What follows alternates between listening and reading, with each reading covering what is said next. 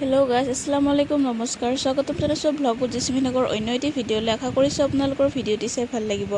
আৰু এয়া চাওক, ঘৰত যিহেতু দোৱা কৰোৱাৰ কথা কৈছিলোঁ আপোনালোকক, আৰু তাৰে প্ৰিপাৰেশ্যন চলি আছে।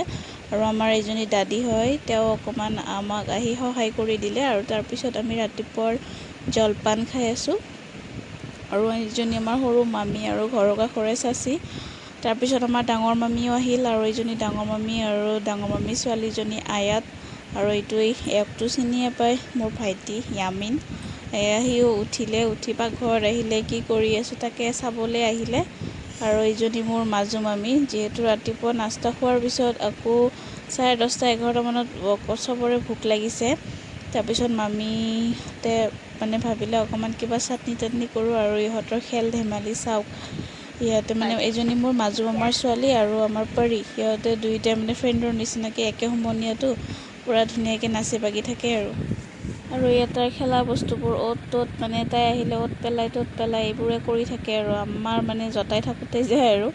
আৰু তাৰপিছত এয়া মামীয়ে চাটনি কৰি আছে, পটাত বটি আছে। এনেকুৱা পটাত বটা বহুত ধুনীয়া লাগে। আৰু তাৰপিছত আমি ৰাতিপুৱাৰ ভাতো খাই ল'লোঁ, বহুত ধুনীয়া লাগিছে এনেকৈ চাটনি দি ভাত খাই। তাৰপিছত ভাত চাত খোৱা হোৱাৰ পিছত এয়া আম্মাই চৌকা জ্বলাই দি আছে। মোৰ ফাদাৰ ইন লক, তেওঁৱে ৰান্ধিব।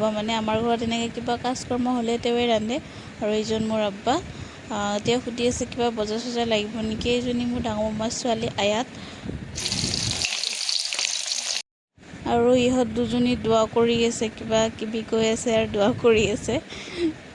আনায়া, তাইৰ নাম আনায়া হয়।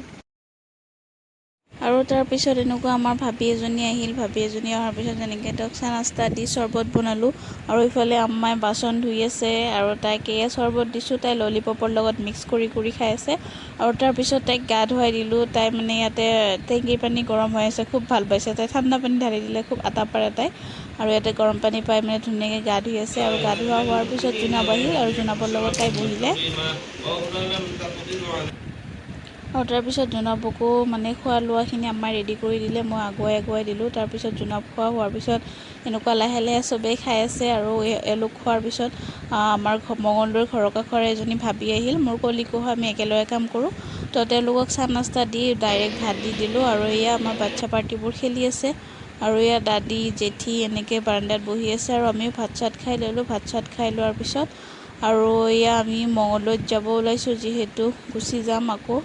আৰু এয়া চাওক, আমাৰ মৰম এইবোৰ কিবা কিবি দিছে। ৰাতি যাতে যাই মই ৰান্ধিব নালাগে, তাৰ কাৰণে তৰকাৰী দি পঠাইছে। আৰু এইজনী মোৰ সৰু মামী, তেওঁ কিবা কাৰণত আকৌ আহিছে, যিহেতু আকৌ মঙলদৈত গুচি যাম। আৰু এনেকৈ খোলা গাড়ী দি যাম নেকি, আব্বা যিহেতু নতুন গাড়ী লৈছে, তো নতুন গাড়ীতে আব্বাই থৈ আহিব। আৰু আশা কৰিছোঁ আপোনালোকৰ ভিডিঅ'টি চাই ভাল লাগিছে। যদি ভিডিঅ'টি চাই ভাল লাগিছে, লাইক কমেণ্ট শ্বেয়াৰ কৰিব নাপাহৰিব। আৰু ইয়াৰ মাজতে মই দুই এষাৰ ক'ব ওলাইছোঁ, যিহেতু এনেকৈ কাৰোবাৰ ওপৰত এনেকৈ ষ্টৰি ষ্টেটাছ এনেকুৱা লগোৱা যায়, কিন্তু কিছুমান মানুহে গাত পাতি লয়, গম নাপায় কিয় বা। এতিয়া আমি ঘৰৰ মানুহখিনিয়ে যদি নিজৰ আণ্ডাৰষ্টেণ্ডিংটো নাথাকে, তো বাহিৰা মানুহটো চান্স পাবই।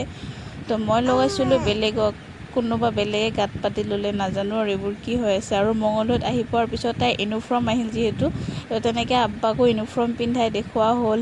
আৰু আজিলৈ বাই।